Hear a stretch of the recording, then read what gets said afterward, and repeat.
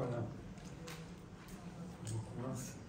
Monsieur Michael Delafosse, maire de Montpellier, président de Montpellier Méditerranée Métropole, Madame Anne Fraisse, président de l'Université Paul Valéry, Monsieur Emmanuel Hirsch, vice-président de l'Université Paul Valéry, délégué à la culture, à la communication et aux relations sciences-société, Monsieur Marc Dumont, directeur du service commun des documentations de l'Université Paul Valéry, cher Jean-Dominique Durand, président de l'Amitié judéo-chrétienne de France, mes chers collègues de l'Université Paul Valéry, mesdames et messieurs, la réunion d'aujourd'hui à l'Université Paul Valéry n'est pas un événement ponctuel ou fortuit.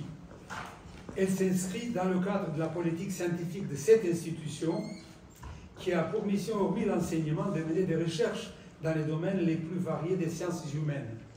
C'est CRISE, c'est-à-dire le Centre de recherche interdisciplinaire en sciences humaines et sociales, équipe d'accueil connue par les initiales CRISE numéro 4424, qui s'est chargé en premier lieu de l'organisation de ce colloque, consacré à une personnalité exceptionnelle, un historien dont toute la vie fut un long combat pour la vérité, un historien de grand talent qui a marqué l'histoire intellectuelle et culturelle de notre siècle. Voici en effet pourquoi, avec mes collègues, nous avons choisi le titre « Le siècle de Jules Isaac, amitié, affinité, héritage ». Ce lieu que l'Université Paul Valéry et la ville de Montpellier ont déjà eu l'occasion d'honorer la mémoire de Jules Isaac. En effet, déjà le 18 janvier 1983, il y a 40 ans, nous avons organisé, Madame la Présidente, route de Mende, sur la présidence du regretté professeur Charles-Olivier Carbonel, et en collaboration avec le Centre régional de documentation pédagogique et la régionale Montpellier de la Société d'histoire et de géographie, un colloque intitulé « Jules Isaac, un pédagogue pour notre temps » avec un point d'interrogation. Ce dernier fut entièrement dédié aux questions d'enseignement à travers le travail novateur de Jules Isaac comme auteur de manuels scolaires. À cette occasion, suite à ma proposition et à l'accord enthousiaste du regretté député maire Georges Frêche et au vote unanime du conseil municipal, fut inaugurée une rue Jules Isaac dans le quartier de la Pompignane. La plaque fut dévoilée par Jean-Claude Janet, fils de Jules Isaac, et de Maurice Rebois, conseiller municipal, qui représentait le député maire de l'époque, Georges Frêche. C'est en tant que secrétaire de l'association des amis de Jules Isaac que ma proposition a été faite. En effet, pendant 2 décennies, j'ai été le secrétaire de cette association, ce qui m'a permis de pénétrer dans ses archives personnelles, de comprendre ses différentes prises de position et surtout ses engagements exemplaires dans plusieurs domaines: l'enseignement, l'écriture de l'histoire, le rapprochement franco-allemand, le combat contre l'antisémitisme et le rapprochement entre juifs et chrétiens. L'intérêt que je porte depuis de très nombreuses années pour la personnalité et l'œuvre de Jules Isaac a des raisons personnelles. Voilà pourquoi je me suis investi aussi dans l'organisation de l'événement d'aujourd'hui à l'occasion du 60e anniversaire depuis sa mort. C'est exactement le 5 septembre 1963, 5 septembre 2023.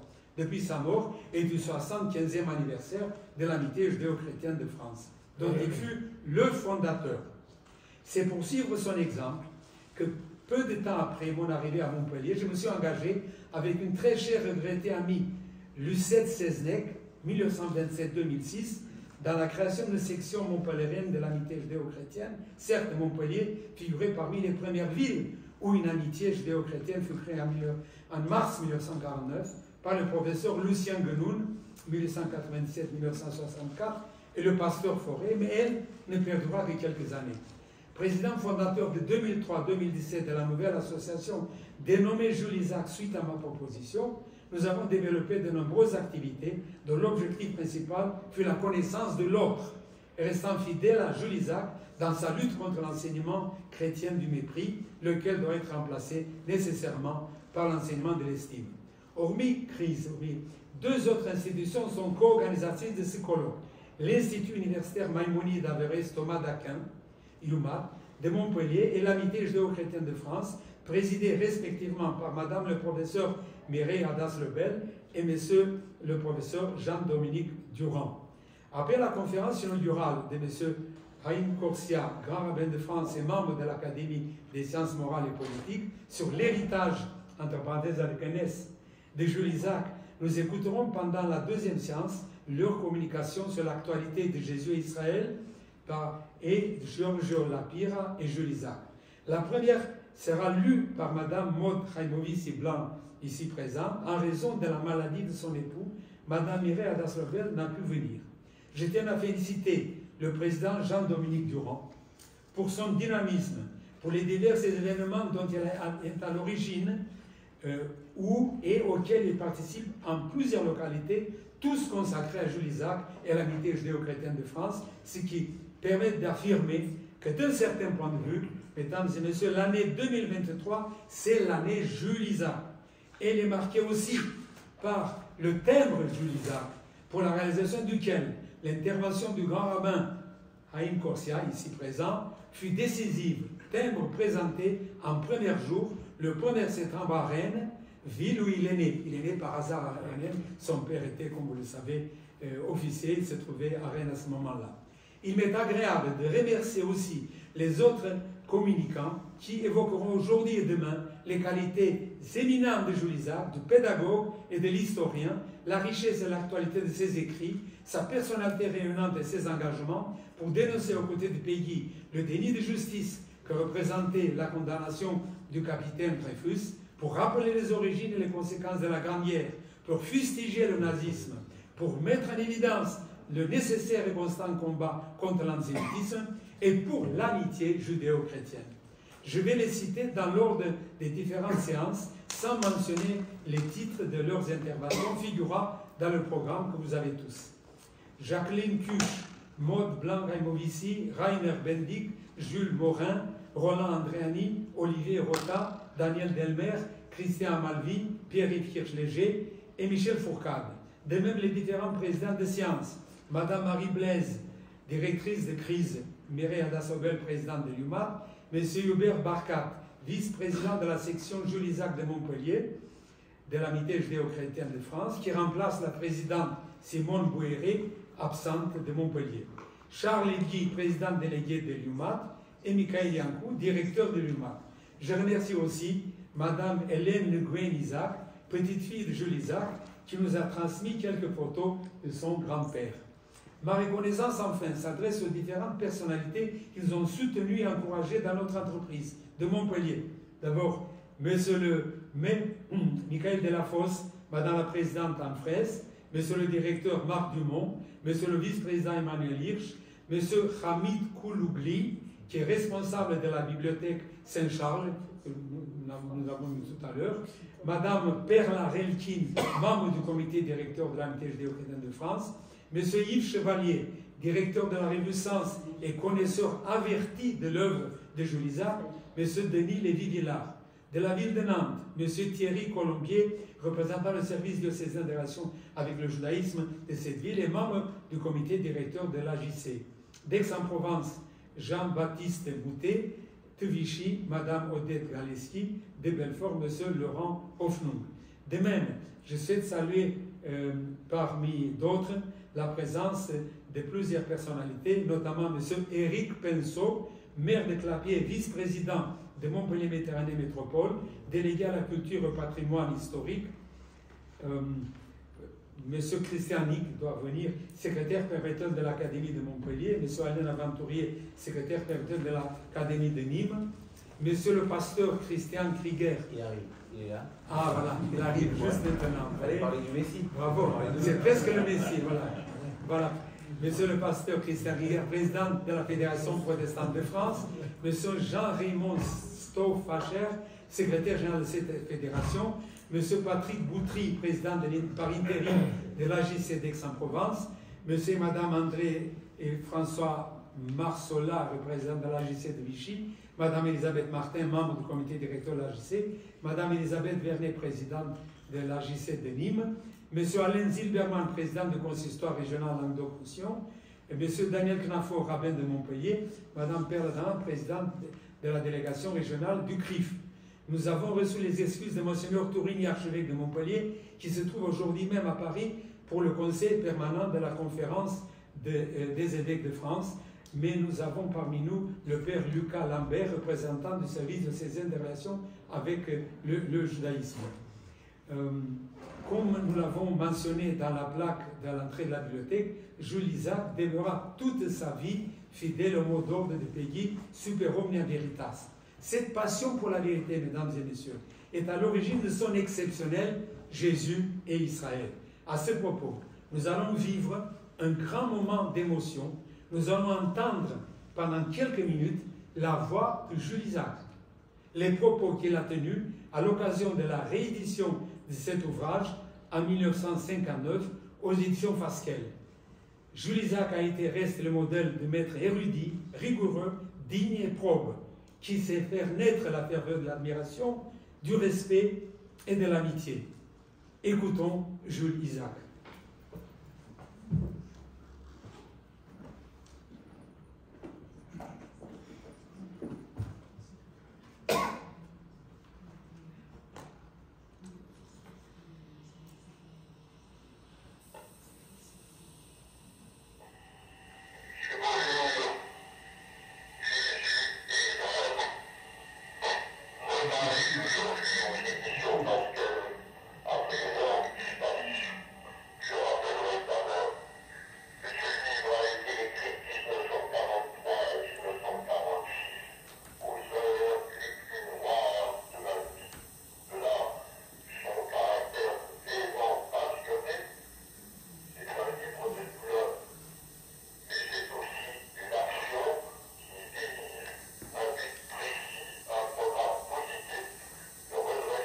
Un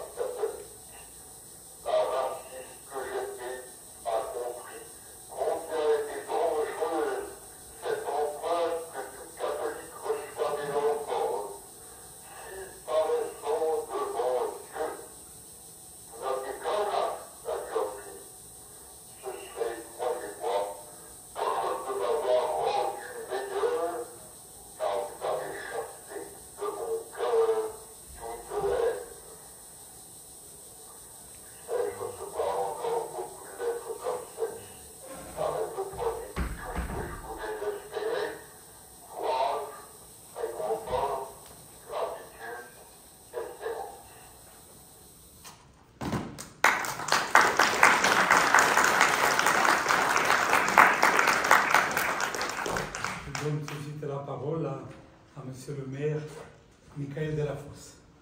Monsieur le professeur, d'abord, avant toute chose, je prie de m'excuser parce que je devrais vous quitter après mon intervention parce que ma charge m'invite à aller poser une première pierre pour la rénovation du lycée Clémenceau, collège et lycée. Mais je tenais absolument à être présent. D'abord, je voudrais saluer, comme il se doit, le grand rabbin Chaim Corsia pour sa présence fidèle à Montpellier, fidèle au lieu de transmission du savoir comme cet auditorium.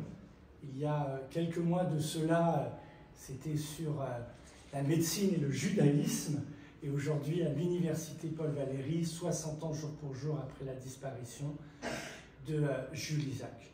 Évidemment, saluer le grand rabbin de France dans sa fonction, mais le grand intellectuel de France qui chaque fois par son érudition, ici ou ailleurs, nous illumine. Et cher Haïm, très heureux de vous saluer et j'ose te saluer. Saluer évidemment Madame la Présidente de l'Université Paul Valéry, cher Haïm Fraisse. Nous avons des réunions de travail prochainement sur les dossiers de l'université, mais la remercier pour son accueil et pour contribuer à la vitalité des sciences humaines et sociales, évidemment dans notre ville, par des manifestations régulières qui stimulent notre vie intellectuelle, évidemment, mais aussi pour le rayonnement scientifique à travers le monde, à l'image de ce colloque, cher professeur, qui se tient. Je vous ai reçu il y a quelque temps en mon bureau où vous m'avez présenté le programme, et ici, devant Jules Morin, avoir la source sonore de 1959 est pour moi très impressionnante. Très impressionnante. Ça, c'était le scoop. Ah, ça, c'est... Non, mais je sais, la contribution décisive à ce type de matériel. Pour moi, en venant ici, évidemment, je savais, j'étais très honoré d'être à vos côtés, mais c'est aussi très intimidant de m'exprimer devant beaucoup de mes anciens maîtres à qui j'ai une dette importante, y compris sur ces sujets, j'y reviendrai. Monsieur le Président aussi, très heureux de vous saluer, tous dans vos grades, qualités et fonctions. Alors, Monsieur le Professeur, vous avez évoqué qu'il y a 40 ans, à Montpellier, a été inaugurée une rue Jules Isaac. Et en aparté, vous m'avez dit, Monsieur le maire, la plaque a disparu. Et je vous ai osé ce trait d'esprit en disant, ça se trouve, c'est un étudiant qui a volé la plaque parce qu'il est peut-être conscient que sa bibliothèque peut ainsi prendre de la valeur. Bien sûr, Jules Isaac, le Malais Isaac, est ce livre d'histoire qui a fait référence pour des générations d'élèves de l'école de la République, et le professeur Amalvi en parle dans les travaux de ce colloque, et il continue de temps à autre, alors dans des éditions qu'on voit apparaître ici. Je me souviens d'une grosse édition verte très impressionnante où les tomes étaient réunis, présents dans nos bibliothèques. Alors, l'histoire des manuels en France est toujours sujet à polémique et parfois le débat démocratique s'en empare, mais nous nous souvenons et nous savons que celui-ci a fait autorité sur des générations. Saluer ce grand historien devenu inspecteur, je l'ai vu sur la plaque en 1936, et je crois que nous devons au grand ministre de l'Éducation, Jean Zay, cette nomination comme inspecteur général. Jules Isaac a traversé les épreuves de notre temps, terribles que furent ces années d'occupation. Permettez-moi pendant quelques secondes de quitter mon propos sur Jules Isaac, Madame la Présidente étant devant beaucoup de chercheurs du laboratoire crise. L'an prochain, nous fêterons les 80 ans de la libération de nos villes, et celle de Montpellier particulièrement ici. Et nous aurons besoin de vous, de vos travaux d'étudiants, de vos travaux de recherche, pour permettre de remettre au goût du jour, ou plutôt de faire connaître et d'assumer ce devoir de vérité pour que tout soit connu. Rappelez par exemple l'engagement ici de l'Église, du Père Parguel et du Père Prévost, qui, en l'enclos Saint-François, accueillirent des enfants du camp d'Agde, juifs et tziganes, qui furent mis à l'abri. Histoire trop méconnue au-delà de ce cercle. Et j'aurai l'occasion de revenir vers vous, Madame la Présidente, Mesdames et Messieurs les professeurs, pour que nous fassions ce travail très important, devoir de vérité. Ces heures sombres, Jules Isaac les traverse, il les évoque de manière très poignante dans ce témoignage que vous venez de nous faire surgir, Monsieur le professeur.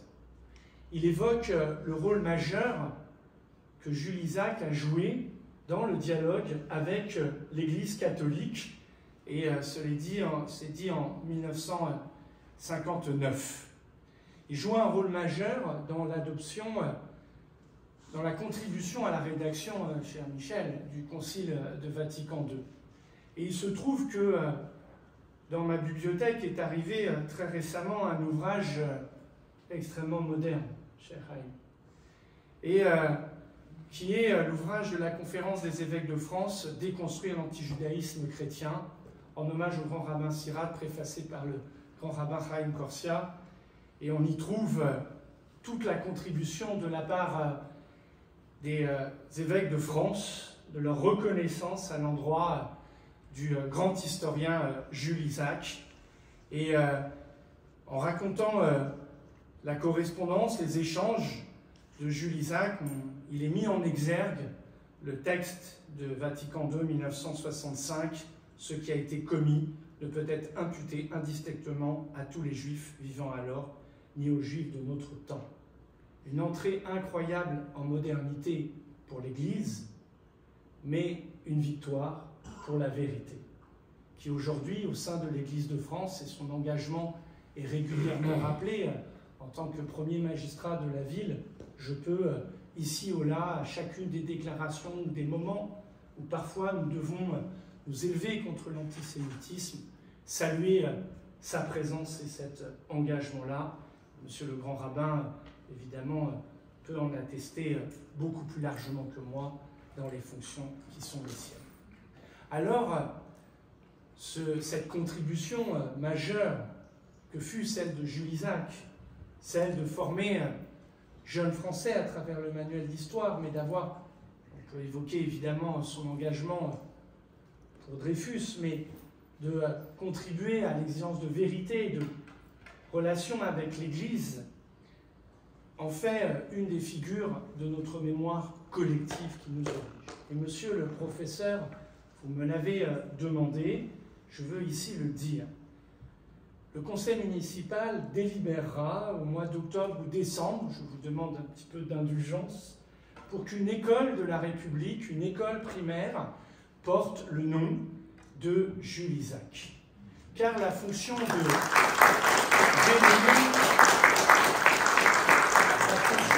dénommer est une fonction importante pour la mémoire, mais aussi pour la dimension éducative. Car il y a toujours ici ou là un esprit espiègle qui est celui des enfants, qui dit « mais pourquoi notre école porte-t-elle ce nom ?» Et nous pouvons imaginer cela, le professeur, l'instituteur, l'institutrice, la professeure des écoles, faire cette réponse. « Oh, Jules Isaac écriva un manuel d'histoire que peut-être ton arrière-grand-père ou grand-mère a utilisé. Jules Isaac assuma le devoir de vérité et permis, par sa prise de parole, de pouvoir conjurer une des formes d'antisémitisme qui lui fait tant de mal à une époque que fut le XXe siècle et auparavant. Et peut-être cette question arrivera, mais est-ce que cela existe encore, l'antisémitisme? Formulons le vœu collectif qu'évidemment notre union, qu'elle soit civile, religieuse, l'unité de la République nous permette d'éradiquer dans notre pays l'antisémitisme. Peut-être qu'hélas, il faudra ici ou là rappeler des faits, mais la figure de Jules Isaac sera ici inspirante. Faire cela, monsieur le professeur, dans la ville de Montpellier, n'est pas, de par la naissance et la vie de Jules Isaac, un enjeu. Nous le faisons parce que la mémoire de notre ville doit bien sûr être habitée par des grandes figures de notre ville, à l'image du grand rabbin Chili, cher Haïm, évidemment de l'abbé Parguel, ou du père Prévost, ou de Marc Bloch, ou de Georges Charpak, ou de Jean Moulin. Mais nous devons aussi contribuer à la mémoire collective de la nation. Et donc nous ferons cela, et je ne doute pas que des très nombreuses personnalités nous feront l'honneur de leur présence. En tout cas, monsieur le professeur, qu'il me soit permis de vous remercier, de faire très bien les choses.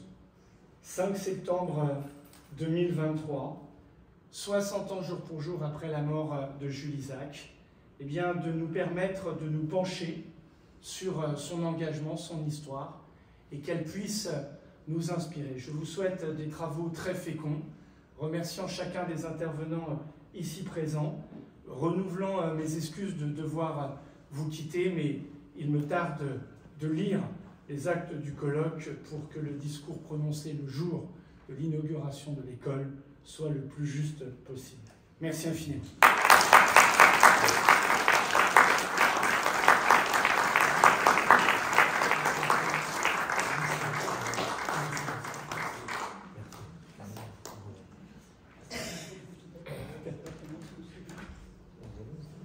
Nous excusons Monsieur le maire et je donne tout de suite la parole à Madame la Présidente Anne Fraisse, s'il vous plaît.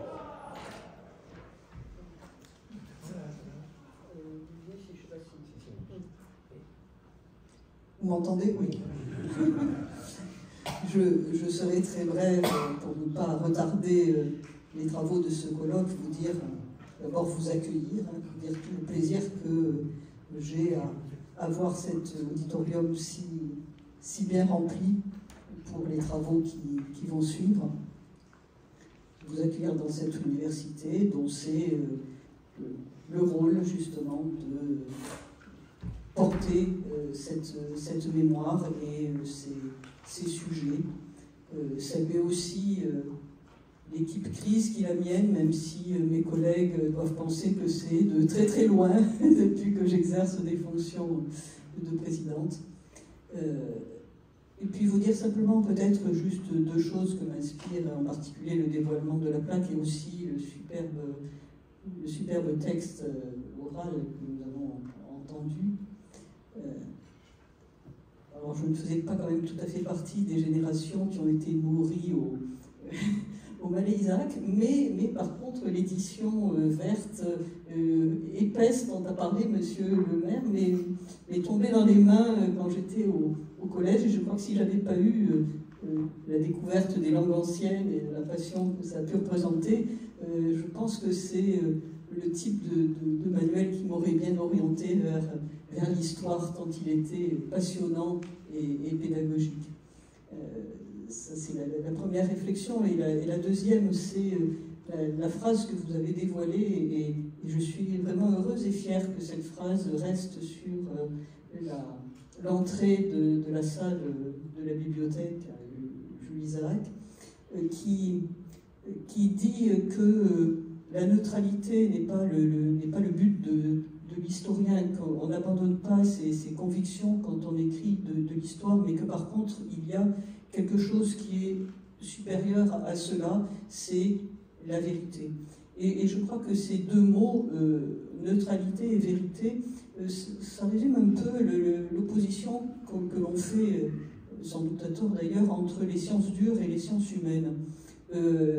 Quelque part, on essaye toujours de nous ramener à un modèle de neutralité qui est celui des sciences dures, avec peut-être un mépris pour des disciplines qui n'arrivent pas à obtenir cette neutralité parce que tout simplement ce sont des disciplines humaines. Et je crois que c'est là la plus belle réponse qu'on peut faire.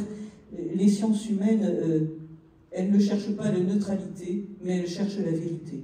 Et je crois que c'est ce qu'avait dit, c'est ce que dit Jules Isaac dans cette phrase, et je crois que c'est tout à fait remarquable, et c'est pour ça que je suis vraiment fière que ce soit cette phrase-là que vous ayez choisie pour la mettre à l'entrée d'une salle qui sera remplie de livres et que consulteront des étudiants et des chercheurs qui ont cette mission-là. Merci à vous. Merci Madame la Présidente. On donne la la parole à Monsieur le professeur Jean-Dominique Durand, président national de l'Amitié judéo-chrétienne de France. Merci, Monsieur le maire, Madame la présidente de l'université, Monsieur le grand rabbin de France, cher Chaim Corsia, Monsieur le représentant de l'archevêque de Montpellier, Monsieur le président de l'Église protestante unie de France, chers collègues, et je voudrais saluer bien sûr les membres du groupe local de l'Amitié judéo-chrétienne de Montpellier, ainsi que les différents représentants de groupes locaux de notre fédération, Nîmes, Aix-en-Provence, Rennes, Paris, Nantes notamment. Chère Carole, je veux en tout premier lieu vous remercier pour l'organisation de ce grand colloque par lequel l'université, grâce à l'université Paul Valéry Montpellier 3, rend hommage à un grand professeur d'histoire, un grand maître, une grande autorité scientifique et morale, que son amie italienne Maria Vigiani qualifiait d'historien et d'acteur de l'histoire, elle qui fut sa dernière visiteuse le 31 août 1963, 5 jours avant son décès. Et nous sommes aujourd'hui précisément le 5 septembre 2023, 60 ans jour pour jour après sa mort, et puis également, on pourrait rappeler, le 5 septembre 1914, jour de la mort de son grand ami Charles Péguy. L'été qui s'achève ne nous a pas épargnés son lot habituel de haine antisémite, qu'elle provienne d'islamistes accueillis fraternellement par des partis politiques représentés au Parlement ou par des chrétiens intégristes regroupés dans une association bien mal nommée Civitas, terme qui renvoie à la cité, à la citoyenneté. Ces derniers prônaient la dénaturalisation des Juifs de France et le retour à l'Ancien Régime. Dans la foulée, un orateur que je ne nommerai pas rappelait que les musulmans et les bouddhistes, je ne sais pas pourquoi les bouddhistes, n'étaient pas français, oubliant au passage les protestants d'ailleurs, qui ne devinrent citoyens eux aussi qu'en 1787. Parfaitement incultes, ils traitaient juifs, musulmans et bouddhistes d'hérétiques, donc il ne connaît pas la signification du mot de hérétique, et ils confondaient nationalité et citoyenneté. Faut-il s'en indigner?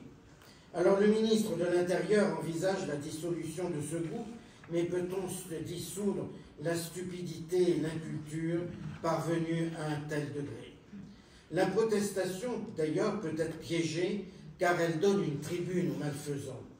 Ne vaut-il pas mieux opposer à la haine et au mensonge le message et de l'exemplarité du parcours de Jules Isaac, le patriotisme de la famille qui choisit la France au moment de l'annexion de l'Alsace et de la Lorraine par l'Allemagne, sa participation héroïque au combat de la Première Guerre mondiale, son engagement en faveur de la justice et de la vérité aux côtés de Charles Péguy au moment de l'affaire Dreyfus, pour les droits de l'homme et contre les totalitarismes. Son travail inlassable pour enseigner l'histoire et penser les manuels modernes est fondé sur la connaissance scientifique des faits et pour surmonter des haines parfois séculaires. L'exemple de Jules Isaac devrait faire taire les haineux, les haineux qui tentent de ressusciter un Abel Bonnard, ce misérable ministre de Vichy qui appliqua à Jules Isaac le statut des Juifs du 3 octobre 1940, l'excluant de la fonction publique.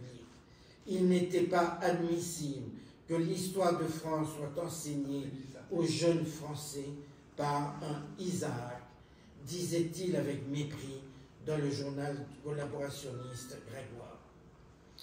L'Amitié judéo-chrétienne de France a voulu faire de l'année 2023 une année Jules Isaac, à l'occasion du triple anniversaire de la publication de Jésus Israël et de la fondation de l'Amitié judéo-chrétienne en 1948, et du décès de Jules Isaac en 1963.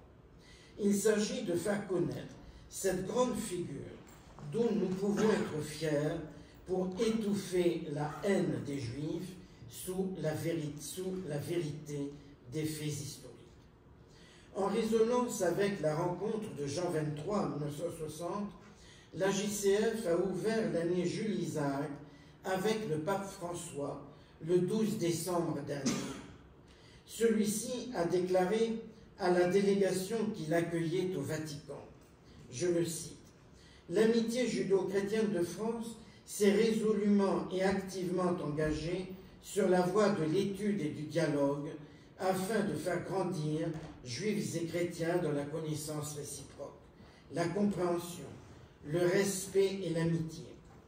Je vous remercie, dit le pape, pour ce travail que vous accomplissez sans relâche depuis 70 ans. Je vous engage à persévérer sur cette voie du dialogue, de la fraternité, des initiatives communes. Car cette belle œuvre qui consiste à créer des liens est fragile, toujours à reprendre et à consolider, particulièrement en ces temps hostiles où les attitudes de fermeture et de refus de l'autre se font plus nombreuses, avec la même réapparition préoccupante de l'antisémitisme, particulièrement en Europe, comme des violences contre les chrétiens. L'œuvre de Jules Isaac n'est pas achevée, nous a dit le pape, il faut la poursuivre. Les ignominies proférées à l'encontre des Juifs par des catholiques intégristes en ce mois d'août confirment les propos du Saint-Père. Il faut encore et toujours faire vivre l'amitié entre les Juifs et les chrétiens, comme Jules Isaac l'avait pensé. Malheureusement, avec le temps, la figure de Jules Isaac s'est un peu estompée. Il faut la remettre en valeur. D'abord sur le plan interne au sein même de notre fédération. De nombreux groupes locaux de la JCF se sont mobilisés pour organiser des conférences afin de rappeler son travail. Maude Blanc, présidente du groupe de Paris-Ouest et historienne, que nous entendrons d'ailleurs tout à l'heure dans ce colloque, a fait de nombreux déplacements, d'une manière inlassable, je dirais. Je lui exprime toute ma reconnaissance, d'autant plus que je sais qu'elle n'en a pas fini avec ses tournées.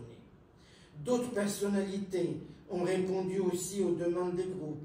Vous-même, chère Carole, Dominique Mazel à Aix, Joël Thierry à Rennes, le père Christophe Bobla à Toulon, et je viens d'apprendre qu'à Nîmes, il y a tout un programme aussi qui va se dérouler dans les semaines prochaines autour de Jules Isaac. Le livre audio Jésus Israël, lu par Gila Clara-Kissous, artiste de l'UNESCO pour la paix, qui malheureusement ne peut pas nous rejoindre ce soir, est aussi un moyen formidable pour faire connaître l'ouvrage majeur de Jules Isaac. Il est disponible auprès de la JCF et il sera présenté après-demain au Consistoire de Paris. Du 19 au 23 novembre 2023, un voyage est prévu pour une délégation de la JCF en Pologne dans le souvenir de Laure et de Juliette, la femme et la fille de Jules Isaac, tuées par les nazis d'Hitler, tuées simplement parce qu'elle s'appelait Isaac, écrit Jules Isaac en exergue de son livre. À cette mobilisation interne s'ajoutent de nombreux événements destinés à toucher d'autres publics que celui des groupes locaux de la JCF. Des colloques universitaires, il y en a eu un à l'école biblique et archéologique française de Jérusalem, sous l'égide de l'UNESCO, en avril dernier. Le Collège des Bernardins, prochainement, le 20 septembre. L'Université catholique de Lyon a prévu aussi un colloque sur Jules Isaac, historien, début 2024. Avec des expositions également, comme à Aix-en-Provence le 14 septembre, et puis également à Poissy en novembre. Et puis nous avons les hommages publics, comme celui de l'allée Jules Isaac, inaugurée à Nice, dernièrement, juin dernier, et ici même, une salle au sein de l'Université de Montpellier. D'autres vont venir. les municipalités d'Aix-en-Provence, de Paris, de Montpellier, de Rennes, de Nice, depuis peu, ont rendu hommage à Jules Isaac par une dénomination publique. Et nous ne pouvons que nous réjouir de l'annonce que vient de nous faire de manière tout à fait surprenante pour nous, par Monsieur le maire de Montpellier, d'une école primaire portant le beau nom de Jules Isaac. Beaucoup ont donc rendu hommage à Jules Isaac par une dénomination publique. Je ne désespère pas non plus, mon père, que l'Église catholique lui rende à son tour hommage en donnant son nom à un lieu, à une bibliothèque, à une salle de conférence dans un diocèse. J'ai écrit dans ce sens à divers évêques. Je n'ai pas encore de réponse, mais nous sommes dans l'espérance. Jules Isaac a servi l'Église, car pourquoi? Eh bien parce que Jules Isaac a servi la nation. Il a servi également l'Église en l'aidant à se débarrasser de cet enseignement du mépris à l'égard des Juifs. Il l'a aidé à retrouver ses racines juives, à mettre fin à l'ignoble et injuste accusation de déicide. Cela mériterait bien une reconnaissance publique qui aiderait les catholiques aussi à s'approprier l'enseignement de Jules Isaac. Mon message s'adresse aussi, bien entendu, messieurs les pasteurs, à l'Église protestante, mais qui avait fait un travail un petit peu plus tôt dans ce sens que l'Église catholique. Après-demain, le consistoire de Paris accueille une table ronde organisée, je l'ai dit, par Guilla Clara Guissous sur le thème du rôle européen de Jules Isaac, et je crois que nous nous y retrouverons, chère Carole. Des collèges et des lycées se sont associés aussi à ces hommages, notamment à Rennes, avec l'école Jules Isaac de Rennes, à Aix-en-Provence, avec le lycée Saint-Éloi. Le moindre de ces hommages n'est pas celui de la République elle-même à travers un timbre, avec des événements premier jour à Rennes et à Aix-en-Provence et à Paris, qui ont eu lieu le 1er septembre dernier, et depuis hier, chacun peut trouver le timbre Jules Isaac dans les bureaux de poste. On peut aussi en commander un petit peu de publicité auprès de la JCR. Alors le timbre est moins utilisé aujourd'hui en raison de la baisse des courriers postaux et d'Internet. Il n'en reste pas moins symbolique. Et n'en déplaise aux antisémites en tout genre, c'est à une personnalité juive, une personnalité de paix et de réconciliation, que la France rend à travers ce timbre un hommage solennel.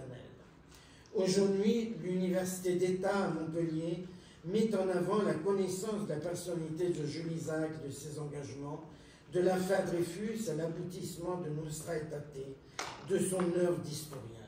L'inauguration de la salle Jules Isaac, qui sera fréquentée par des étudiants, laissera une longue trace de notre colloque qui sera à nouveau répercutée dans quelques semaines par l'inauguration d'une école Jules Isaac. Je vous remercie de votre attention.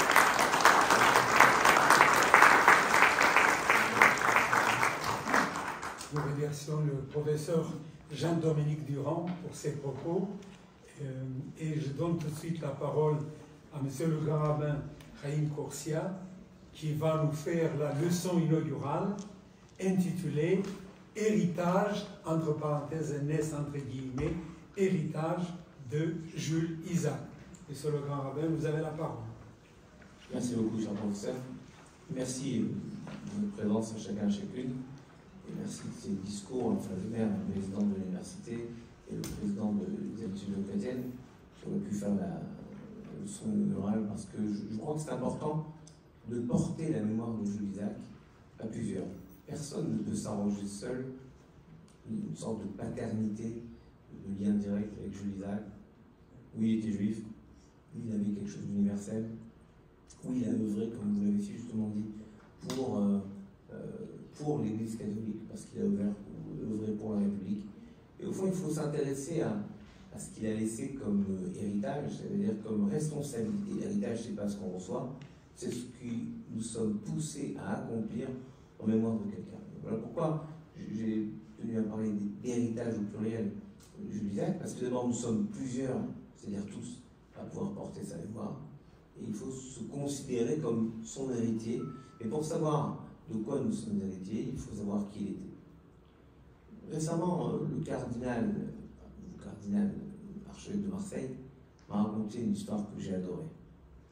Il m'a raconté qu'il allait en Corse faire une conférence pour expliquer la position qui est celle de l'Église catholique aujourd'hui, suite aux travaux de Jules Isaac et d'autres avec lui, savoir que Jésus était juif et que Jésus était dans un environnement juif, les apôtres étaient juifs.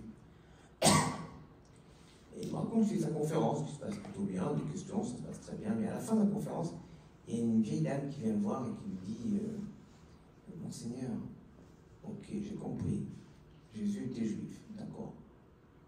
Joseph était juif, d'accord. Les apôtres étaient juifs, d'accord. Mais pas la bonne mère, quand même.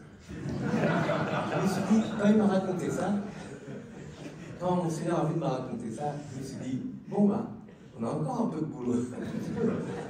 Mais c'est intéressant, c'est-à-dire que, au-delà de la rationalité de ce qu'on va expliquer, il y a des ressentis qui ne sont pas forcément ceux de la raison. Et ce sont ces ressentis-là qui poussent les gens à faire le bien ou le mal.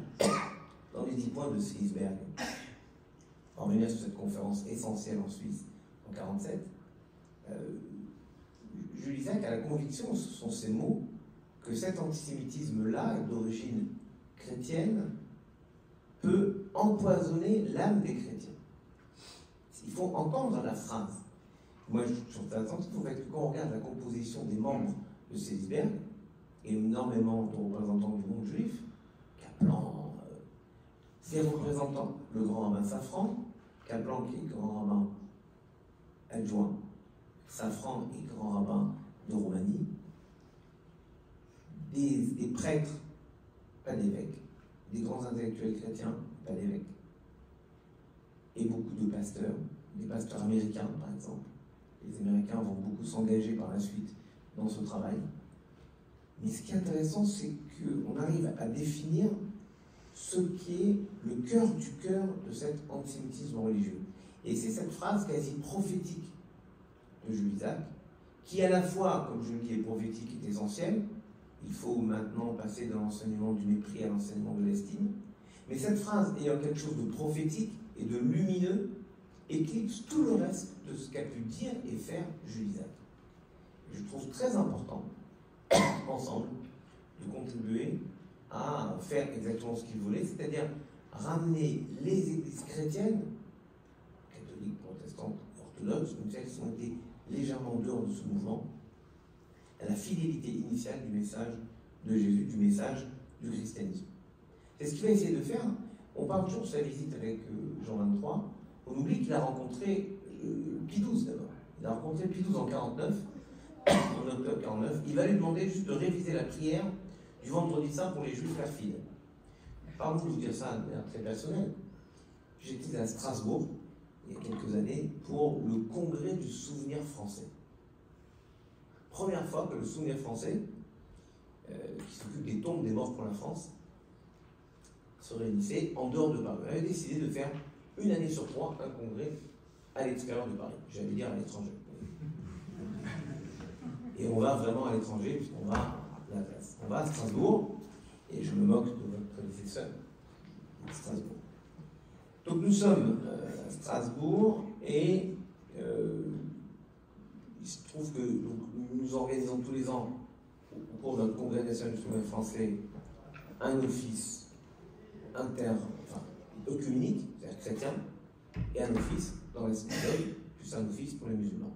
L'office de la synagogue se passe à Strasbourg, on attend la synagogue de Strasbourg, et l'office œcuménique se passe à la cathédrale de Strasbourg, où j'ai pris la parole.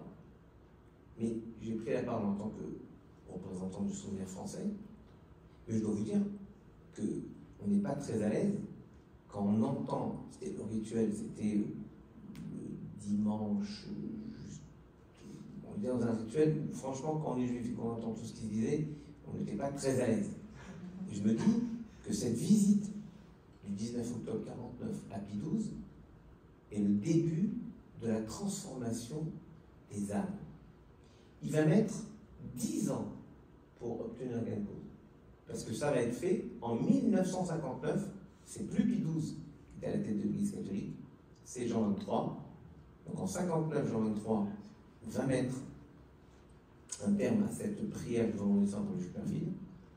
Et c'est là ensuite, en 60, en juin 1960, qu'il est reçu par Jean XXIII, et il va créer ce lien avec lui, qui va incontestablement influencer le résultat de Nostra Aetate.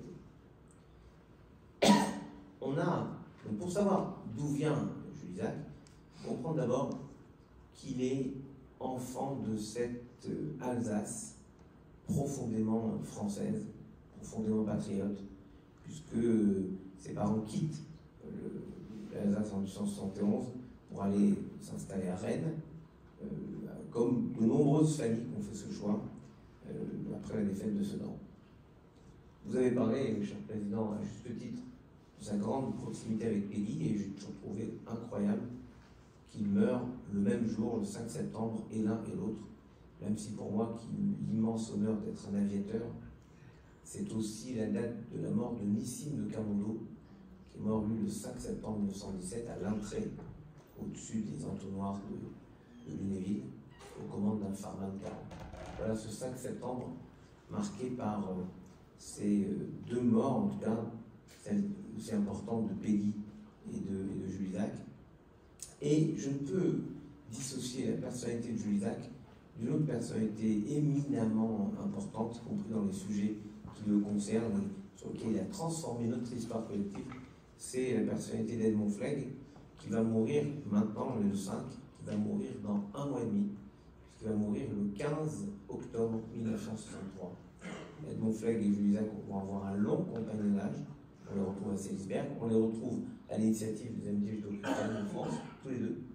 Et si vous permettez, cher professeur, vous êtes tellement fécond et tellement actif que j'oserais presque vous demander de relancer l'association Jules Isaac pour en faire une association Jules Isaac Edmond Flegg qui porterait cet engagement pour non seulement le rapprochement, mais ce que vous désignez très justement, la connaissance de l'autre. Et je crois vraiment que nous en aurions besoin, et nous avons besoin de votre capacité mobilisatrice et motrice pour cette association. Vous pourriez... On ne peut rien vous refuser, monsieur le maire. Alors, comme la présidente de l'université est une latiniste, disons les choses, alea jacta est. Jules Isaac, c'est, et vous avez raison de le rappeler, tragiquement, c'est les livres Mallet-Isaac. Sauf que Mallet meurt pendant la Première Guerre mondiale, et en fait, ce sont les livres Isaac. Sauf qu'il y a une sorte de fidélité à, je dirais, à la marque Mallet-Isaac. Les livres restent Mallet-Isaac. Mallet-Isaac, c'est pas rien, c'est l'histoire de France. Et dans la logique criminelle de Bonnard, que certains appelaient Obetz Bonnard, pour marquer une proximité avec son prénom et une immense proximité avec le responsable nazi, l'ambassadeur nazi à Paris. C'est vrai que quand Bonnard dit « Il n'est pas admissible que l'histoire de France soit enseignée aux jeunes Français par un Isaac », avec tout le mépris que pouvait contenir cette formulation, c'est justement ce qui en fait la grandeur. La grandeur de Jules Isaac, c'est d'avoir enseigné l'histoire avec cette façon chronologique qui fait maintenant, qui fait ancienne école, mais qui ne marchait pas si mal que ça. Je parle pour ma génération d'anciens maintenant. Bah, je trouve que ça marchait plutôt bien. Alors, je ne critique pas la façon dont les enfants apprennent l'histoire. Enfin, compte tenu de ce qu'ils en retiennent, de ce qu'on en retenait de nous, je me permets de me dire que c'est peut-être pas forcément notre méthode chronologique qui était la plus nulle. Mais cela n'engage que moi, je ne suis pas encore né dans l'éducation nationale. En tout cas, Jules Isaac impose cette méthode fidèle à lui-même, précise, organisée, toujours les faits, jamais en dehors de la vérité. N'oublions pas qu'avec Peggy, moi j'ai parlé de Peggy tout à l'heure, c'est parce que cet engagement à faire connaître l'histoire, à cette fidélité à ce qu'est la France, il le fait à travers la foi, l'espérance, la transcendance, parce qu'il est avec Peggy pour fonder les cahiers de la quinzaine. On attribue toujours les cahiers de la quinzaine à Peggy, c'est juste, Mais il est avec lui, comme il est avec lui, vous le disiez, Président, sur les combats pour défendre Dreyfus. Ils sont parmi les premiers. Et puis, il est au cœur des héritages et à l'enseignement. Ça peut vous paraître, vous qui êtes professeur, ça peut être naturel. Mais il était prof à Louis le Grand. Il était prof à Saint-Louis. C'est un enseignant. Et je pense qu'on ne peut pas, je dis peut-être devant des enseignants, ici c'est peut-être un peu cuiste de le dire comme ça, on ne peut pas écrire des livres pour transmettre si on ne sait pas ce que c'est la rencontre avec l'élève, la rencontre avec l'étudiant ou l'étudiante, la rencontre avec la découverte du savoir, si on ne sait pas comment commencer le lien, initier le lien. Ce qu'on voit dans le Talmud. Le Talmud nous montre comment débuter un cours, comment intéresser les élèves, comment les faire questionner, comment leur permettre de parler, tout ce qu'on retrouve dans ces manuels. Et puis, Jules Isaac, on l'oublie, mais je ne sais pas pourquoi. En fait, déjà, je ne sais pas pourquoi on oublie Jules Isaac, mais je ne sais pas pourquoi dans la vie de Jules Isaac, on gomme littéralement sa guerre. Il a fait plus de 30 mois de guerre.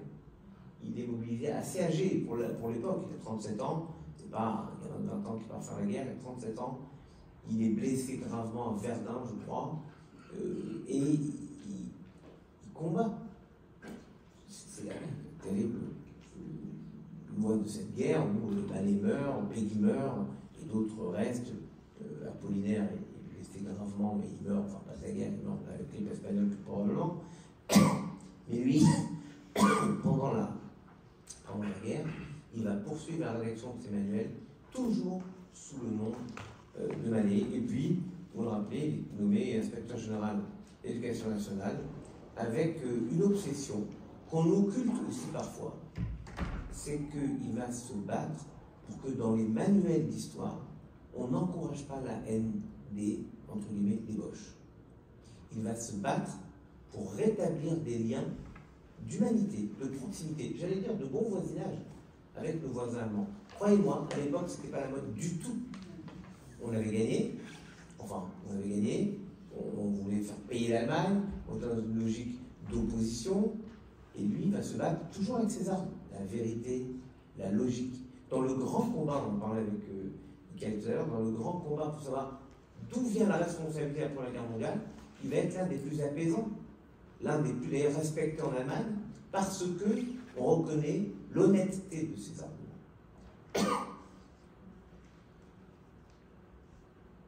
C'est ce moment terrible de la révocation à cause du statut des Juifs, et rien ne lui est proposé.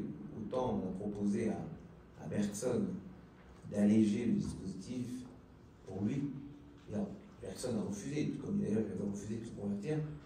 Il a lu cette phrase merveilleuse, Bergson: je ne voudrais pas qu'on dise qu'au moment où les pires épreuves s'annoncent pour mon peuple, que je le quitte. Et il est resté dans le judaïsme. On lui a proposé. Et je vous garantis que si Bergson n'était pas mort pendant la guerre, il aurait eu des funérailles nationales et probablement une panthéon derrière. Jules Isaac est effacé administrativement, est effacé des Mallet d'Isaac, et on le retrouve, encore une fois, c'est un héritage. Je tiens à saluer l'engagement des protestants pour ça. On le retrouve au Chambon, chez son fils. Et son fils est prof à l'école Savenol. Et donc, il se retrouve au Chambon. Et lorsque il doit se cacher, il part à Riom chez sa fille et son gendre. Et là, remercions les Jacques de Sange et compagnie, mais c'est une histoire vraie, terrifiante. Il est dans un hôtel, sa fille et son gendre sont actifs dans la résistance. Il va se faire couper les cheveux chez le coiffeur. Il revient, tout le monde a été arrêté pendant qu'il était chez le coiffeur. Et ils seront tous déportés par le convoi 61 d'octobre 43. Son fils seul reviendra. Sa femme, déportée, il mourra en déportation. Et lui va porter cette souffrance. Vous l'avez entendu dans le message bouleversant que le professeur nous a fait tous écouter, les heures les plus noires de mon histoire. Et il écrivait. comme une sorte de revanche de l'esprit sur les forces du mal. J'oserais, mais pardon, comme j'ai une kippa et que je suis un peu rabbin, voilà le psaume qui le dit bien avant moi et bien mieux que moi. Ima'amakim keratir Hashem. Des profondeurs, je t'invoque, Seigneur. Un peu comme au Chambon, naîtra l'école des prophètes, avec Georges Lévite, avec Flegg, avec Néer, avec toutes celles et ceux qui vont penser la résurrection du judaïsme d'après, alors qu'on n'en est pas du tout à ce moment-là. Mais ils anticipent. Et lui le fait de la même façon. Il a établi l'inspecteur général honoraire de l'Éducation nationale et il s'attelle très rapidement à son Jésus et Israël. Son Jésus et Israël, il faut penser que c'est révolutionnaire. Il y avait un livre de Renan, pour être honnête. Renan a tellement produit, tellement fait qu'on oublie qu'il avait déjà anticipé sur cette question. C'est dommage d'ailleurs que Renan soit plus connu que pour sa conférence de 1882 sur la nation, et oublié complètement pour ses engagements à redonner une place dans ce qu'est le christianisme au judaïsme.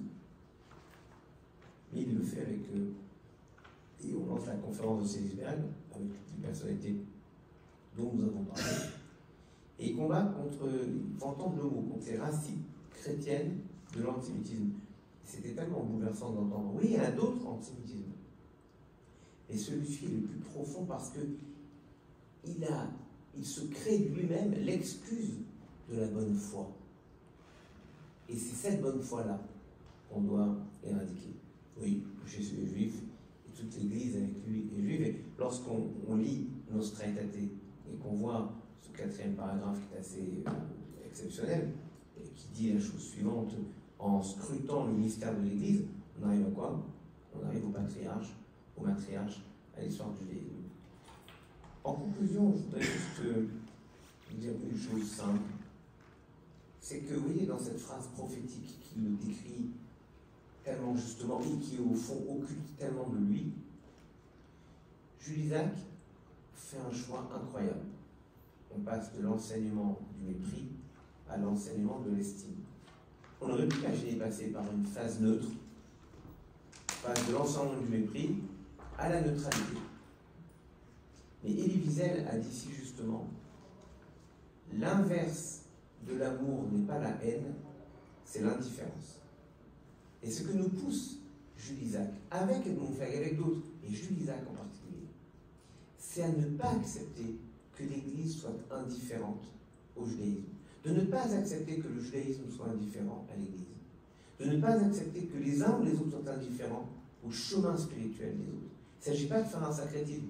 Je me suis toujours opposé au syncrétisme, et tous ceux qui connaissent les religions authentiquement, honnêtement, s'opposent au syncrétisme. Et faire en sorte que chacun et chacune porte sa foi librement, totalement, authentiquement, simplement, c'est au fond contribuer à ce monde rêvé, cette Jérusalem céleste, dont je suis certain que Jules Isaac a posé, si ce n'est la clé de voûte, au moins une des pierres essentielles.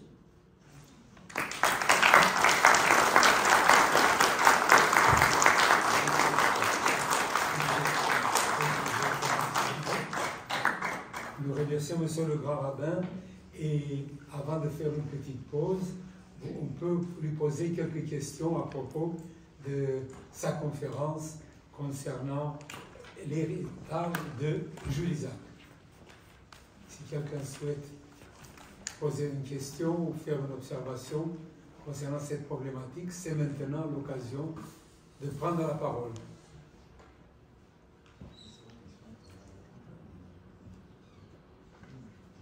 Vous voyez, tout le monde a bien apprécié votre conférence, ils n'osent pas de poser des questions.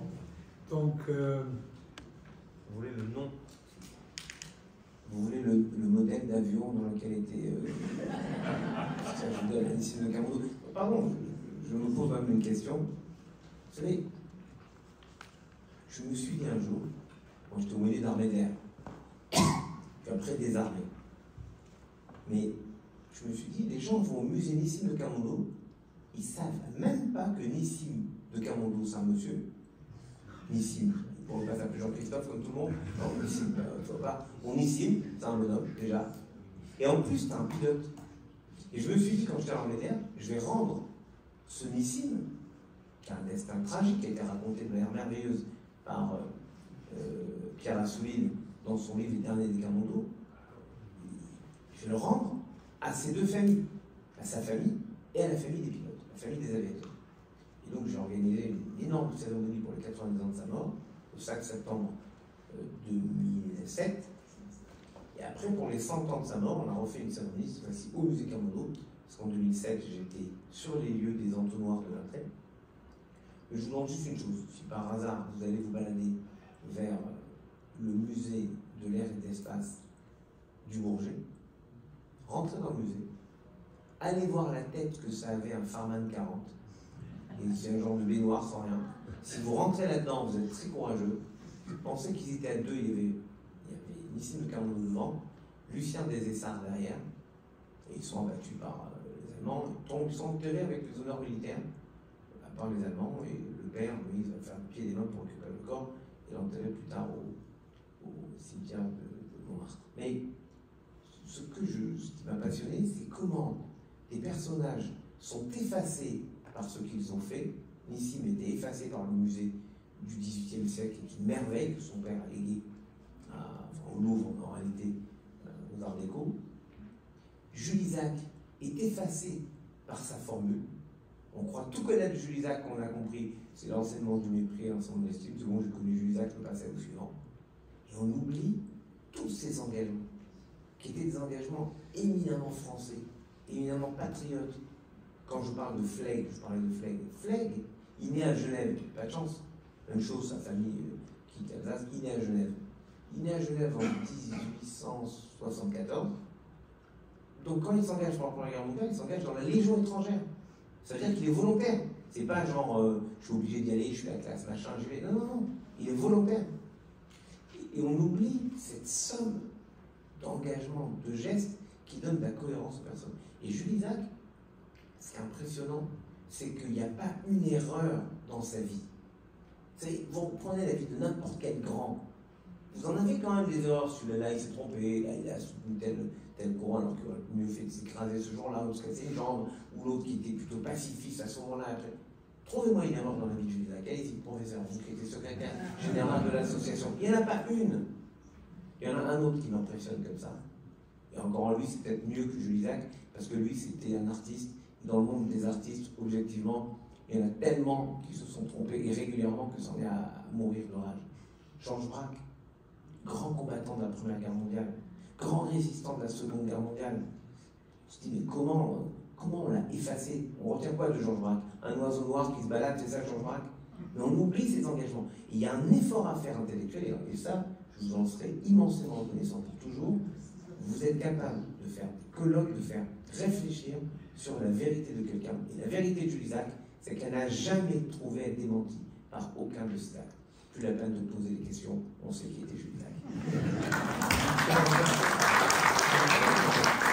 Je voulais juste vous dire qu'effectivement, à propos de l'affaire Dreyfus, il n'a pas été un combattant de la première heure comme Charles Péguy. Et là, c'était un petit erreur. Il disait, mais je n'ai pas été, parce que d'abord, fils de militaire, je ne pensais pas que des militaires pouvaient se tromper. Deuxièmement, j'étais juif et je ne voulais pas prendre parce que c'est ce juif, je suis solidaire. Et bien, aussitôt, il a compris. À ce moment-là, surtout, il dit, il n'avait pas lu, il ne connaissait pas le langage, entre guillemets, ordurier de la bonne presse catholique de l'époque. Mais ça, c'était au début, mais vous avez raison. Toute sa vie, il a été fidèle au mot d'ordre de Péguy, la vérité avant tout. Et dommage que vous devez partir aujourd'hui, monsieur le Jean-Alain, car demain matin, nous avons 3 éminents historiens de notre université. D'abord, le professeur, ancien président de l'université, que je salue, Jules Morin, qui va nous parler de Jules Isaac et la Grande Guerre. Jules Morin, qui est spécialiste de la Grande Guerre. Roland Andrani, professeur émérite, qui va nous parler des collaborateurs des manuels scolaires et sans lien aussi avec la Grande Guerre. Et nous avons un collègue allemand, Rainer Bendig, qui est docteur en histoire et qui est conseiller pédagogique auprès des services pour l'entretien des sépultures militaires allemandes dans la région des Braunschweig ou Braunschweig, qui va, oui, et qui va être là demain. Et ils vont aborder notamment les questions qui vous sont chères, notamment le problème de la Première Guerre mondiale et l'attitude des Juifs pendant cette guerre. Donc nous vous remercions encore une fois, on vous applaudit très fort, on vous attend chaque fois avec nous. Nous avons une petite pause, et après la pause, nous allons avoir la deuxième séance qui va être sous la présidence de Madame le professeur Marie Blaise, directrice de crise. Nous écouterons deux communications, celle d'Émeric Hadas-Robel lue par Madame Montrain-Movici sur l'actualité de Jésus et Israël, et la conférence de Monsieur le professeur ici présent, Jean-Dominique Durand, sur Giorgio Lapira et Jules Isaac. Merci de votre attention. Pause de maximum 10 minutes. Merci.